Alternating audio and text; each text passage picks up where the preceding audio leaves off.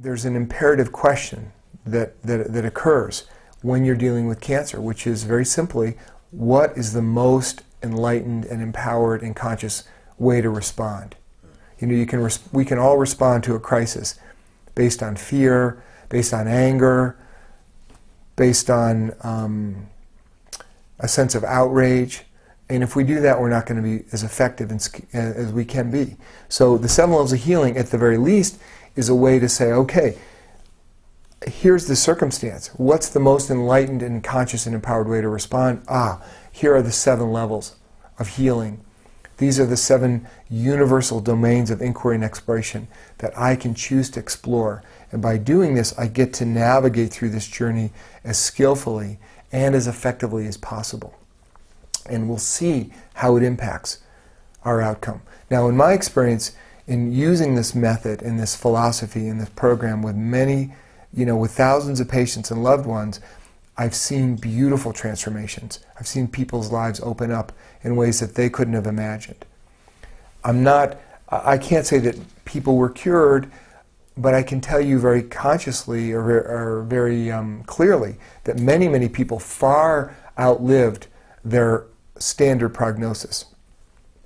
During the years that I was running the Cancer Center and offering this program, we were working so hard taking care of people and developing the program that we didn't have the infrastructure to actually document its effects. It's one of the things I'm hoping to do in this next phase of my career, is to work with organizations where we can implement the infrastructure to study very clearly how this approach affects people's lives. What is the impact of taking a radically multidimensional approach to healing? And how does that impact survival? How does that impact quality of life? What are the economic impacts of this? I actually believe that it will be cost effective over the long term. That what we found is that when we take care of our patients during the day, they don't get sick as often during the night. And it's actually, I think, cost effective to help solve many of the problems and challenges that people encounter, and to give them the tools and the distinctions they need to do this, so they don't have to come to the emergency room as often. They don't need to come to the doctor as often. So that's another area that we hope to study. And another area that I'm very interested in has to do with the basic science elements of this.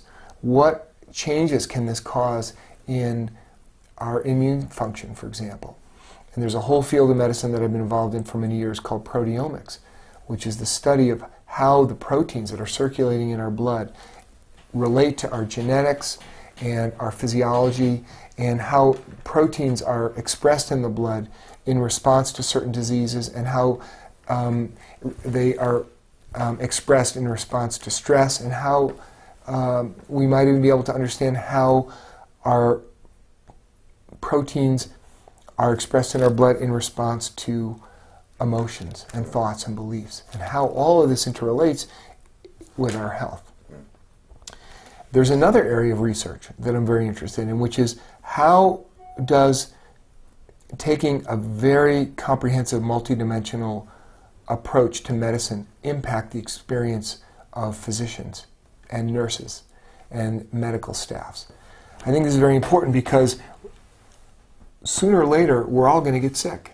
Sooner or later all of us are going to need to go to a doctor or a hospital and be cared for, and we all want to be cared for in a way that's kind and loving. It's very obvious, it's intuitive. Right. So I think it's just as important that we learn how to help health facilities become healthy and have doctors be healthy instead of so pressured and stressed, and nurses be fulfilled.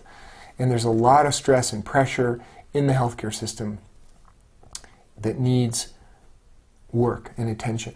And so the 7 levels of healing can help not only patients and family members, but medical teams as well. And we discovered this in our cancer center very clearly. We had a lot of training for our staff so that everybody was fully knowledgeable and conversant with the language of the 7 levels of healing. And we understood, Waylon, that there was really 2 purposes of medicine. And I talk about this in the book. There's a relative purpose of medicine, which is to fix the problem.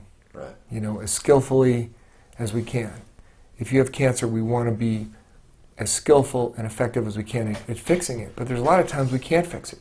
Right. There's a lot of times where we can fix a problem and then another one will occur. Or we can fix a problem today, but it'll recur in the future. Life isn't permanent. It's always changing. And so if we only focus on the relative, we're always going to be frustrated to some degree.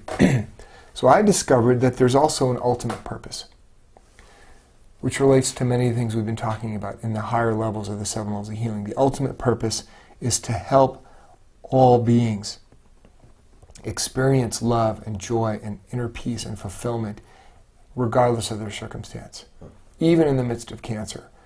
And I know it's possible, and you know it's possible, and we all know it's possible because we've all known people who've gone through tremendous adversity, and yet somehow were able to connect to a place in themselves that was quiet and trusting and peaceful and faithful and loving, even in the midst of terrible challenges.